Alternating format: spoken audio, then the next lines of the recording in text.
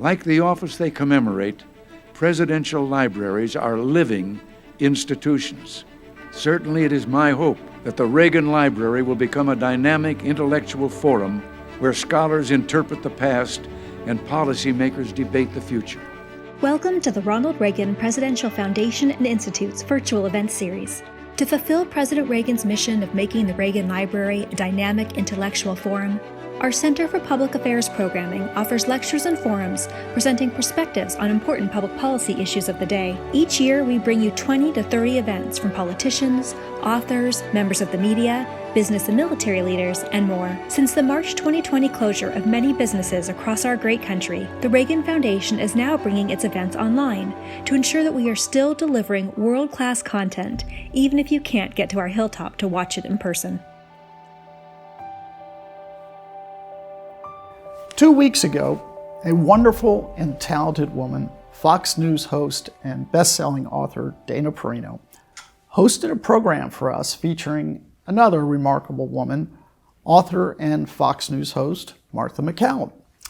The subject, her terrific book on Iwo Jima entitled Unknown Valor. Today, we turn the table on Dana. Martha MacCallum is with us this afternoon to talk with Dana on the release of her brand new book, the title, Everything Will Be Okay. I love the title, and as a father with one daughter, a brother to 5 sisters, and an uncle to 3 nieces that I just adore, I loved the book too. It's a book that, based on her own experiences, helps young women navigate their careers, the world of work, and frankly, life itself. Countless women have approached Dana over the years seeking advice on how they too can either break a glass ceiling, survive the load that comes from seeking or performing in high-stress roles, or simply gain the confidence they need in order to succeed. I've no doubt that Dana, so often a mentor to young women, felt she could help to improve the lives of many like her and believed it was her responsibility to give something back by writing this book. If you've ever had the good fortune to meet Dana, as I have, and get to know her even just a little, I guarantee that you will quickly learn there is more to her than just smarts and talent. She, like Martha, is not just a terrific role model for women and empowerment, but, and here's the kicker, huge success has never gone to Dana's head, not for a minute. At heart, she's a kind and decent and giving person who will go out of her way to help others. I know that from personal experience. When it counted, she's helped me. All of those sisters and nieces and daughters I spoke of, I gave them each a copy of Dana's book. I'm sure for each of them, everything will be okay. I hope you'll treat yourselves to Dana's book or get one for an aspiring woman in your life. Trust me, they will thank you for it. Now, if you would, let's join Martha MacCallum in a conversation with the one and only Dana Perino. We wish that we could be with you there in California at the Reagan Library, but maybe with this, more people can get a chance to see it. And we love books. We love the support that the Reagan Library gives to all of us and all that you do out there. And thank you for reading it. I really do appreciate that because it was a labor of love. I know that you also get asked for a lot of mentoring advice along the way from people. And I felt like my mentoring advice was just due for an update and a refresher, and that so many of the young women that I've been talking to, even in the last sort of 10 years, if they were having a quarter-life crisis, what I started to see is that they weren't pulling out of it. Like the quarter-life crisis was following them into their 30s, even beyond. And I think, one, it was holding them back from career opportunities, and 2, is robbing them of life's joys. And so I wanted to get all of that into one place and hopefully help alleviate some of the worry. You know, it's so interesting that you say that because I remember my 20s as actually one of the hardest times of my life. And this book speaks directly to that age group. My daughter is now in her early 20s, and you were kind enough to give her some of the early look at this, and she said, I feel like this book was written for me. it speaks to me, and it sort of reaches out to someone in a way that I recommend it for any young woman who is starting out in their career. I also recommend it for mothers of people who are in that situation, because it gives you a language to speak to your daughters, and a lot of times they don't want to hear advice from. It's great to hear it from someone else, right? Sometimes a mom's advice isn't as smart as something that might come from another source. So I think that for all moms, I would buy this book for your daughter, because you really articulate a lot of that struggle. So why do you think it is that they're getting stuck in that stage, in that phase? Well, it's interesting. One of the things my husband says is he thinks every man should read it too, because then they will understand how they will never actually understand women. And he said, wow, you guys think a lot. So and true. You think a lot. And there's so many pressures. So I think one of the reasons, this is my own life in my 20s, was also difficult. And I'll just describe a general feeling that a lot of people go through. So you get through college and you have a vision of what your life's going to be. And even from when you're a little girl or a little boy too, what do you want to be when you grow up? And you can hear people say early on, like, I knew that I wanted to be in news early on. And then I go to graduate school, I'm in local news, and I think, oh, wait, I actually don't think I like this. And I just spent, got a student loan to go to graduate school in order to pay for that. And then I started doing it. And at that point in your early 20s, you kind of have narrow horizons. Or you think that if you make a decision, then that's going to be permanent. So when I decided to not continue in local news, I believed I would never get to work in news again. That obviously wasn't true. And I think that a lot of young women, they're ambitious, which is great. They're educated, and they're doing really well. They're graduating at higher rates than their male counterparts in some cases. They're getting higher salaries in some cases, and yet they still feel stuck because they sort of feel like, well, here I am, I'm in an entry-level position. Young women learn very quickly, and they want to move up very quickly. And you get to the point where you think, all right, I'm ready for more. But every job that would be at the next level requires 3 to 5 years experience. You might only have 1 year experience, but you could do the job. How do you deal with that? The other thing is on the personal side of things, you might think, I know I'm going to get married by the time I'm 30, and when I'm 32, I'll have 1 child, and when I'm 34, I'll have the next child, and we'll have this special little ski house in the mountains. And you start to realize when you're about 26, like, wait, none of that is happening for you. And then also we live in a 24/7 world where work pressures are really, really intense. And if you get to the point where you maybe get a little bit more responsibility at work, the other thing that starts happening is you're busy a lot. You're on your phone a lot. You're working evenings, you're working weekends, and you start to feel that work-life balance fall away. And you feel like you're stuck in this whirlwind, that you want to succeed, but you can't quite get there, and you're not meeting the right person for a lifetime commitment, and everything feels like it's stalled. And the reason I love it that you say that moms should read it too is I write about in the book this one young woman who is in that situation. She has come out of their quarter-life crisis, and she is doing great work, like C-suite level work, very trusted. She has not met the person of her dreams, and there is so much pressure from her family telling her that you're working too much. That's why, that you need to stop working so that you can get this. You have a second job. Your job should be to meet somebody. And I watch this, and I'm like, there's too much pressure on everybody. So I write a little bit about how you can, one, recognize, like your daughter did, where she says, I feel like this was written for me. The reason I think a lot of young people are feeling that way is that they think they're the only ones going through it. And the truth is, every young woman I know from all walks of life, everybody's going through it. So you're not alone. And there's power in that, in knowing that you're not alone. But when I say that everything will be okay, I don't just mean, it'll be fine, don't worry about it. It's like, everything will be okay, but you have to do some things. There's personal decision-making, good responsibility, good discipline in your life that can help bring you to the place of better career success, and then finding that place of serenity, which is my interpretation of what I think God's greatest gift to all of us is to be here on earth, enjoying our fellow humans, taking care of what we can while we have this time, and to find that space where you feel serene. And I don't mean that to mean that you are passive, No, but that you are I peaceful. love the spiritual component of this book. You are a person who I think of as being more, quiet about your faith, and I think a lot of Americans are like that. I think I was raised that way as well, but that thread is something that I do want to get to with you for sure. But I just want to go back to a couple of the things in the early part of the book because a lot of this journey is about the integrity that you want to maintain. And so you have these things you want to achieve, but you basically talk about just not doing what doesn't feel right to you.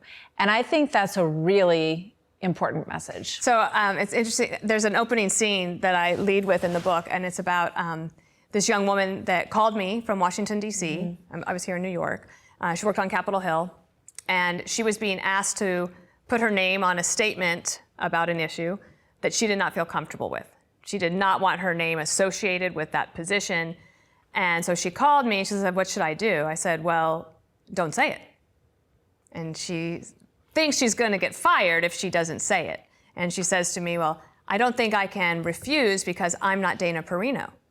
And I said, "How do you think I became Dana Perino?" Because integrity, you realize over time, again, these are young women, so they're working it out, that's really your most valuable asset. It's really the only thing that you have that, again, it's the gift that you get from being born, and you have to protect it at all costs. What's interesting, Martha, is that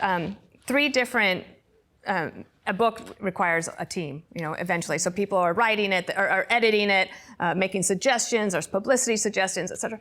And I had 3 different guys that read it at separate times, and individually, not collaboratively, they all said I should cut that story out. Why? They thought it sounded arrogant. And I was like, well, I don't want to sound, I don't want to sound arrogant. So I was going to take it out. I actually took it out of a draft, and I slept on it, and I woke up the next day, and I was like, no, wait, that's the point of the book. That's why I wrote it. And what I find is that it's the story that's grabbing everybody in when they first read it, because they're like, okay, what more? What else can you tell me? What else can I do to try to succeed? And it's also, to me, it's, whoever you are, whatever the end of that sentence is, well, that's how I turned out to be me, in my fullest form, because you do make decisions along the way that define you and that sometimes people might push back at you for. But at the end of the day, you have to be able to look yourself in the mirror, and anything that makes you feel as a young woman in your career that your gut is leading you away from, I think is really important. You've got to follow those instincts. That's the lesson. Absolutely, following your instincts. As hard as it is. If you think this is going to make me look bad, or it's going to sound bad, just don't say it. Take a beat. And then, we figured out something else. I said, can you figure out a way that if this is what the congressman wants to say, then, figure out a way that goes in his name. Right. It doesn't have to be in your name. I had a story actually about this that I tell in the book, that once you put that out there, you'll find that other people will protect you too. There was a moment at the end of the Bush administration in the fall of 2008, and there was an issue on which it was a cultural issue, and they wanted the president to issue a statement through me, through the White House press secretary, on gay marriage. And the presidency was coming to an end. The election wasn't going to turn on the issue of gay marriage, and it was something like a court in Connecticut had ruled one way and some social conservatives wanted to go the other way. Understandable. But I thought, I just don't want to keep getting in this issue. Well, we were on Marine One, and I had a BlackBerry at the time, and so did my colleagues. The president didn't have one, but he was very observant. And so I get this message that I need to put out this statement. And I looked at somebody on the plane, and I was like, and they looked at me, and they were like, yes. And the president says, what? Right. And so I told him, and he says, let me see it. And I gave him my phone, and he reads it, and he says, puts his glasses on, reads it, puts his glasses down, he says, she doesn't have to do that, ever. And that was it. And so, and the reason I say that is that it's not just that women in your life and at your workplace are going to look out for you. People will look out for you. And I try to remind them that women have made so many strides, And you should be proud of that and continue, but you are not the victims that you think you might be in this situation anymore. Many women are now in the driver's seat. And so with that comes responsibility and also some kindness, some leadership. I think it's a great point. I think it's a great point. I think that there are allies and role models across the gender spectrum, and it's great to have mentors who are women. It's great to have mentors who are men, as well, because it gives you another individual's perspective, not even just from a men's perspective. One of the things also as a mom that I really love that you say in this book is about, and it's something that you had referred to in a previous book, about not wearing Uggs and picking up your feet. Because I do think, and this is something that I've seen in the workplace over time, that the push has been towards more and more casual all the time. I think there's something really to be said for dressing professionally. I think it's really important. And again, it's not a message that everyone wants to hear from their mom. It's so funny. So in the book, and the good news is, I had a short chapter with mentoring advice, and one of the things I said is, don't wear Uggs in the workplace. I said you can wear them to work. Sure. You can wear them on your commute, but don't wear them around the office. And the reason I say that is there used to be this young woman. This is years ago, and I'd be in my office, and I would hear her shuffling down the hallway to the copier or to the kitchen, and then she would shuffle back. This would go on for like weeks, and then the next winter, the same thing. And the next winter, the same thing. And as I'm writing the book, I was like, I don't think I would ever think about her for a promotion. Like, that doesn't sound to me like you are excited to be here. What's next? Because it is a competitive world. And so what can you do in your life to make it look like I'm here, I'm present, I'm showing up, I'm here for work? And I don't mean you have to wear Christian Louboutins. I don't even own a pair. But it's true, you would dress for the job that you want. Absolutely. That's the job you have. And I think sometimes young women pick up the cues from other women their age in the workplace instead of the people that they want to aspire to become or have those roles. And they say, oh, well, so-and-so, everyone wears that. Everyone does that. And I think that, I think you do stand out when you take your appearance professionally. And as you say, it doesn't have to be fancy. It doesn't have to be designer label. It just has to be professional. And more than anything today, there are so many available options in very attractive price points for all of that. So I was very glad that you pointed that out too. Why do not everyone is a great mentor. Not everyone is good at it. You enjoy it. What is it that you enjoy about it? That's a great question. I love everything about it. I don't have children. I love on all of my friends' children. I really benefited. Look, I was the first Republican woman to be White House press secretary. So when I first left the White House, I had so many young women reaching out, asking for advice, and for 15 minutes.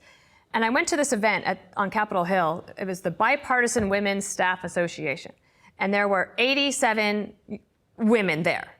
And so I gave a speech. It was kind of like my life at the White House, 5 lessons I learned, something like that.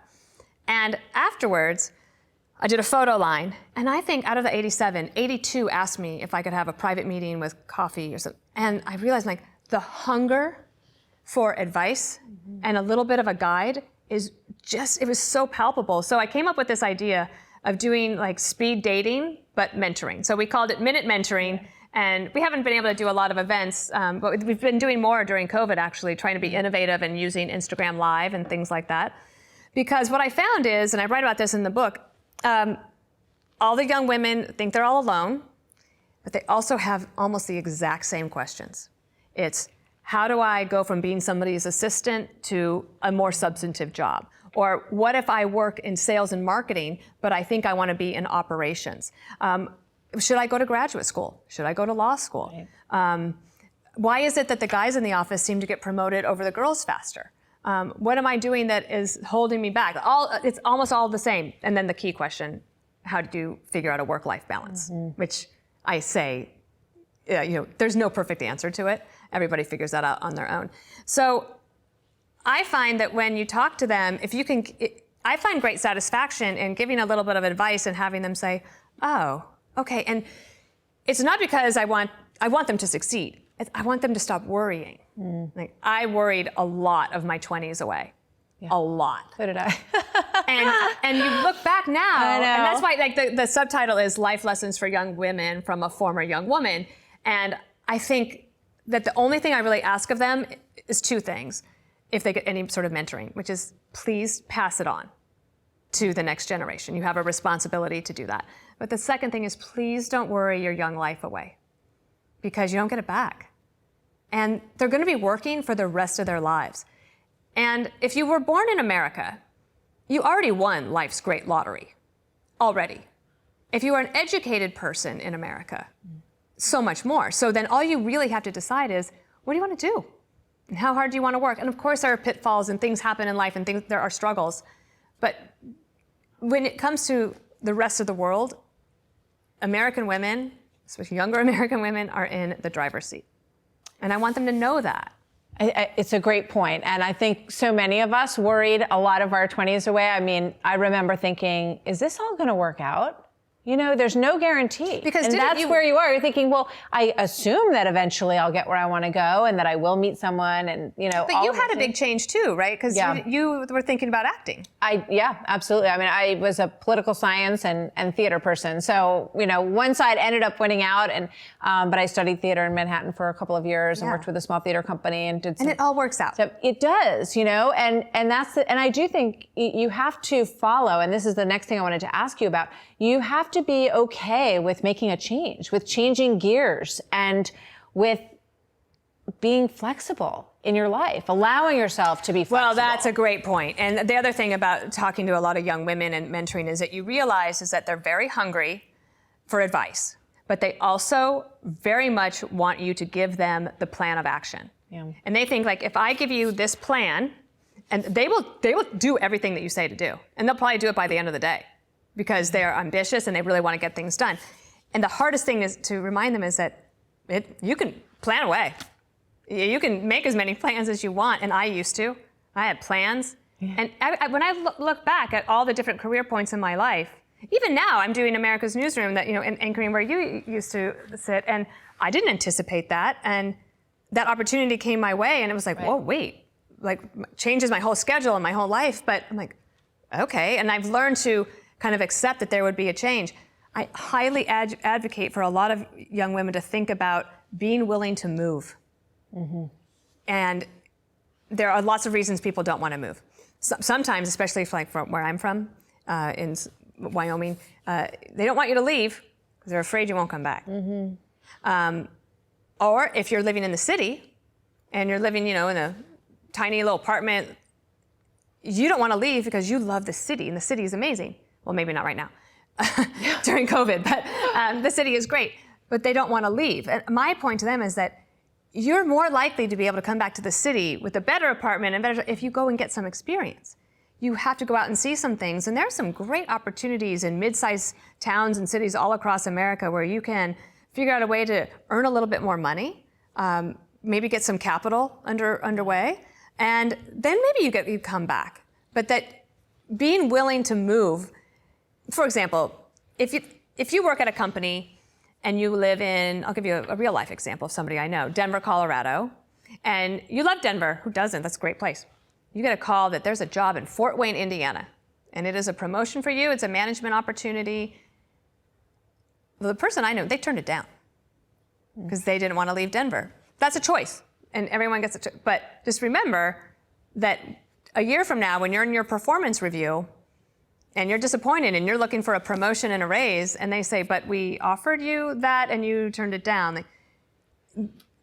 America allows you to be more mobile, and you should be willing to maybe give that a try. Get a little nervous and scared. Especially when you're young, you know? I mean, that's the time to do it. You know, when you have that flexibility, you can pick up your bags and you can move to another city and work there for 18 months to 2 years. And also, at this point, that is one of, you know, we're always looking for those silver linings of good things from COVID, but these cities are becoming more and more attractive all across the country for a lot of very obvious reasons. So I think it's great advice to be flexible. And also, one of the things that when I talk to young women who are very focused, as you are discussing, And as you sort of touched on this before, and I think I'm guilty of this as a parent as well, but you know, you want to encourage them to make time for love, to make time for life, to make time for the rest of the picture. And I think they are very more regimented than I was at that age. And I don't want them to lose that sense of romance and happenstance and kismet and life. Yeah. So there's a whole chapter about that in here too. And I think a little bit is technology. Yeah. I think we're really tied to our phones. Again, it's a competitive world. And that sense of adventure kind of goes away when you're tied to your phone a lot. So true. And so I talk a little bit about finding ways to be disciplined about your time. And that, you know, watching reality TV can be fun, but do you need to watch 6 hours of it a day? No. Nope. No. And you could save like 1 hour a day. This fear of missing out is a very big thing. But I like it when I meet young women who are very quirky and they don't know anything. They couldn't tell you anything about The Bachelor. But because there's a young woman actually, she's kind of an older soul. In fact, her dog's name is Nixon. And she loves to drive her parents crazy. And she doesn't have cable. She doesn't. Please keep cable for all of us. But she doesn't have cable, and so she doesn't watch anything. And she's just accepted that she's different that way. And her friends don't make her feel like she's missing out on anything because she doesn't want to. Yeah, it's hard to step away from that vicious cycle. And I do think that, you know, you have to make time in your life for a lot of things, for reading books, for putting, you know, that the measure that tells you, you know, your screen time is up 36% since last week frightens me from time to time. And I hope that it, you know, has that same impact on a lot of young women. But, you know, just to step away and to let life kind of take its course. But in terms of making space for marriage and for love and all of that, you talk about that too. Yes, I think that I will tell you my own story. I met my husband Peter. He's in this book a lot. It was funny when I did the audiobook. I was like, wow, Peter is in here a lot. But I've had a wonderful marriage and a very supportive husband, and I know I couldn't have done all of these different things without his support. I talk about how there was one time I was a new deputy press secretary, and I had not been in the Oval Office yet to brief the president. And Dan Bartlett, the communications director, asked me if I could sit in on this interview with the president he was going to do with a columnist, and that Dan would meet me in the Oval, do the pre-brief for the president, and then turn it over to me. And I thought, I can handle that. But I didn't know the president very well. I don't think I'd actually even been in the Oval Office with him, except for to say hello and accept the job. And so we go in there, and there's been a miscommunication between the president and the communications director. And the president says, I'm not doing an interview with him. And Dan said, no, remember, we were going to do the interview because and the president said, no, I said I would talk to him, but I'm not doing an interview with him. And there was miscommunication. The president won, surprise. And he says, and therefore, she doesn't need to be here. And then he cocked his head at me like to see myself out. I could still feel I was so mortified. I wanted to melt into the floor. So it's 32 steps from the Oval Office to the press secretary's office. So I walked back to my office, and it had one of the pocket doors, like tiny office.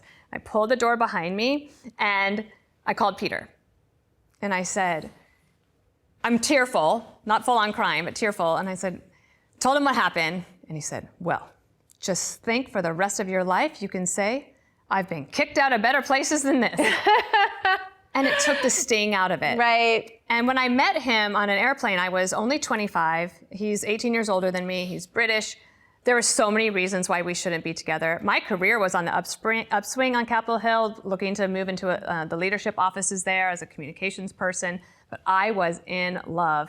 But I was really talking myself out of it.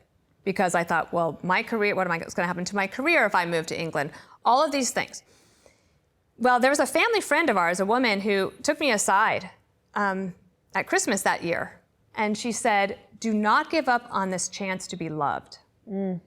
He loves you. And if you give up on this opportunity, you might never find him again. And it gave me some comfort. I guess I was so worried about what everybody would think about me moving with this guy who had been divorced before, and he was 18 years older than me. And I write about this in the book over and over too, that no one's thinking about you. Everyone's just thinking about themselves. Right. So true. And when you can, and even as an adult, as a mom, you tell your kids that, but even as an adult, you have to be reminded of that. In TV, you have to be reminded about that. It's so true. Because criticism, and you think everybody is thinking these bad things about me, and it turns out that no one is thinking about you at all. It's so true. And so I think that, making a commitment to somebody else, to share your life with somebody else, it's very rewarding. And I encourage everybody to look for love and to choose to be loved. That you can make a choice. Yeah, and it's honestly, I mean, not everyone wants to be married, but it is the core choice of your life. When you make that decision, everything else sort of springs from that. And I think that, especially with social media and all of it, when you talk about, what do people think about the decision that you made, or what might people think about this person that you're dating, or, there's nothing that is more important than the way that you feel about that person, because you are the person that's going to be living that choice for such a long time. And when you talk about, nobody's thinking about you, it's a great point. And it helps you get the focus off of thinking that, everybody is scrutinizing this decision, or everyone's scrutinizing what you do. Most people are all sucked into their own zone, and they're not really paying attention. Whenever some young person will say to me, I sent this email, but they didn't get back to me, so I think that door is closed. I'm like, no. That email was one of 1,500, and they might have looked at it like I've done a million times and thought, I'm going to go back to that in just a minute, and then it gets away from them. You have to put yourself out there over and over and over again, and just realize that, don't read into a million things when someone doesn't get back to you right away, or if someone pushes off an idea that you really want to pursue. It's most of the time not about them wanting to deflect you. It's mostly about the fact that they're sucked into their own zone and they just didn't pay attention. You got to go back and back. And I talk about that in terms of a lot of people will ask, well, how do you find a mentor? I don't really believe you need to have a formal mentoring relationship with somebody. If you do, that's great. And a lot of companies are offering that now. I just feel that you have peer mentors, which I would say our friendship has been so special to me, but I also learn a lot and can rely and lean on and learn. And so there's peer mentoring, I think, that also has to happen. Yeah. I encourage these young women at Minute Mentoring to stay in touch with each other, and they do, and to help each other. The most important thing you can do, even during COVID, you have to continue to build your network. Now, you're not going to networking events, maybe. Okay, so what can you do? Is there people inside your organization that you can get to know better? For example, I mentioned somebody that works in sales and marketing. You might not know a lot about operations. Can you just reach out to somebody and say, I'd like to learn more about your part of the business. Can we talk about it? And you start to see this network that grows over time. I still rely on a lot of the people that I worked with on Capitol Hill, that then I worked with many of them at the White House. And even today, I'll call and say, what do you guys think about this issue? Help me understand what's going on. And it's been a really fulfilling career and life so far, and I was glad I had an opportunity to talk about it. Well, and you can see that in your work, that you have maintained those relationships and that they come back around to serve you in the work that you're doing now, which is what makes you, I think, so wonderful at what you do. And I think, it just feeds into the entire breadth of your knowledge on all of these things, which is what makes you so good at what you do. I do want to ask you about the Wyoming part of your life and how it sort of, I said that this is just like this great cocktail of advice from Capitol Hill and Western grit. And I love that about you, Dana. And I love that you pull all that together. And then there's this component of faith that really struck me, just in terms of the things that you say to yourself over and over in your head when you find yourself confronted with a difficult time. Yeah, well, I went through, everybody goes through a lot, and we don't need details, but in college, I know one thing. This guy broke up with me, and I basically got the flu out of it. There was no flu going around, but I was made yourself sick. I made myself completely sick, and I'll never forget my roommate, Andrea Aragon. She was like, what is wrong with you? That guy's terrible. And actually, he is terrible. And Greg Gutfeld always says, does that guy, does he know where you are now? And I'm like, yes, he does. And but I wish him well. But she said, we got to get up and out Thank of here. goodness it didn't work out, because then you wouldn't have Peter. So. Yes. We used to go country music two-stepping in Colorado Springs. Oh, that sounds like fun. This is what you do not do growing up in New Jersey. We always say we danced with everybody and went home with no one. We had just the best time for weeks, and that was so great. So your friends really do help you out. But there was something that I learned at the time. So my mom and dad had a plaque in our house of the Serenity Prayer. And of course, our colleague and friend, Jonathan Morris, former father Jonathan Morris, has written a whole book about the Serenity Prayer. And I learned a lot about that growing up in the Lutheran Church, and that, the courage to change the things you can and the wisdom to know the difference, right? So I heard about this exercise, and I write about it in the book, and I still do it to this day. Not as often, I don't need to as often, but what you do, you take a piece of paper, write down all your list of worries on one side of the page, and then you have two columns. Things that you can have control over, and you mark those, and things that you do not have control over, and you mark those. And anything that you do have control over, you can then put that to work and have an action plan. And I recommend doing this on a hard copy piece of paper, taking it out of the notebook and putting it in your bag, or your wallet, your purse, your pocket, so that once you have that, if you start to feel those anxieties and worries about to take over, and I keep doing this because it's a physical feeling of that worry, and you start to not breathe, right? You're like only breathing from there. So I found that really worked for me. I had any worries, I would love, oh my God, I wish I had one of those pieces of paper to see what I was worried about. I bet it wasn't anything big. But, and then you can take it out. One time I remember being at the grocery store, and I felt so overwhelmed. We had moved to San Diego. Neither of us had, I was looking for work. Peter was starting a business. We had very limited money, and I was really, really nervous about that. And I was in the cereal aisle at Ralph's, the grocery store in California, and I pulled that piece of paper out, and I looked at it. I was like, oh, wait. Okay, I'll be okay. But recently, the other thing that I started doing is to try to get out of myself. Because when I say that everyone thinks about themselves, I'm guilty of that too. I started this practice that I think has been very helpful, which is anybody that I see on the street, I don't have to talk to everybody. Of course, in New York, nobody talks to anybody. That's not exactly true, but on the subway or something, that I would just say a little prayer for each person. Because everyone is going through something. Yeah. A lot, and you don't know what it is. There might be an illness in the family, there might be money troubles at home, there might be a divorce, there might be a break, all of those things that are happening to people, and they just stoically go about their day. But I found I can get out of my own way if I'm then focusing on somebody else. So it's just like a little wish of, I hope they have a great day. I hope that their worries are alleviated today. And I've started that as a practice for the last couple of years, and I think that it's helped me. I don't know if it's helped anybody else. I think it's a great idea.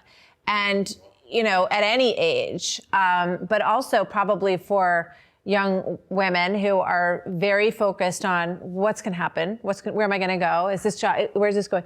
To put that focus on someone else and to pray for them, or whatever your way of being kind to other people.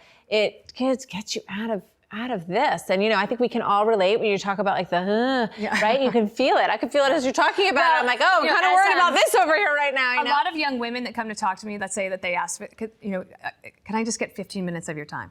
Sure. I know what's coming. Yeah. And I'm like, what's on your mind? And then I sit there and I watch them. They will not take a breath. Right. Because it's all of these things, all of these things, all of these things, all of these things. And then at the end, though, Martha, almost all of them, after all the career advice that they asked for, the last question will always be, how did you meet somebody? And I don't say all of these things to put more pressure on, like trying to find the right person. Like, I know that it just seems like it's difficult to meet people, especially during COVID. I get it. But it's really hard. It's harder than it used to be. I think there's not that kind of like bounce around flexibility with like dating someone for a little while and then dating someone else for a little while. That was more common, So there's a bit of a trend that I've seen, that younger millennials and now Generation Z, apparently they are more willing to tie the knot earlier in their life. And that could be a good trend. And that commitment, it helps with everything. You know what, I would just say one quick thing about that, and this is a piece of advice that I give a lot of people. Don't miss your moment in life.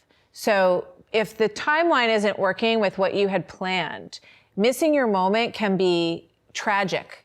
It can be crucial. Like as your relative said to you, you know, this man is reaching out to love you, and don't let that moment pass by. It's true in life. It's true in work. It's true in politics. It's, you know, you have to know, oh, okay, this is that moment. This thing has come to me, and it may not come by again. So whether it's with work, an opportunity, you know, a human being, whatever it is, don't miss your moment. Yeah, it's a great advice. Don't miss your moment. There's so much advice out there. So I hope that people will take a little bit away from this. There's practical advice about the 5-minute pickup at your desk. Do you ever walk around and you see people's cubicles? Yeah. You got to keep your cubicle clean. Yeah. You never know who's going to walk by. You're going to clean up all those trolls and bobbleheads once in a while. Yes, all the books that pile up around and everything. So thank you so much for... Dana, thank you so much. And thank you to the Reagan Library. It's such a pleasure to be with all of you out there. And hopefully sometime we'll get to do this. We'll be back. We're gonna come see you in person. Congratulations, Dana. Thanks, Martha. Everything will be okay. And I highly recommend this wonderful read. Dana really does, you know, just curl up with you like with a cup of tea and talk through your plan. It's very reassuring at any age. Thank you so much. Thanks, Dana. Martha. Great to be with you. Thanks, guys. Bye, guys. Thank you for joining us for today's virtual programming event. We hope this conversation has inspired you to share what you've learned with your family and friends, and that you'll join us again for an upcoming event. And let me offer lesson number 1 about America. All great change in America begins at the dinner table. So tomorrow night in the kitchen, I hope the talking begins. And children, if your parents haven't been teaching you what it means to be an American, let them know and nail them on it. That would be a very American thing to do.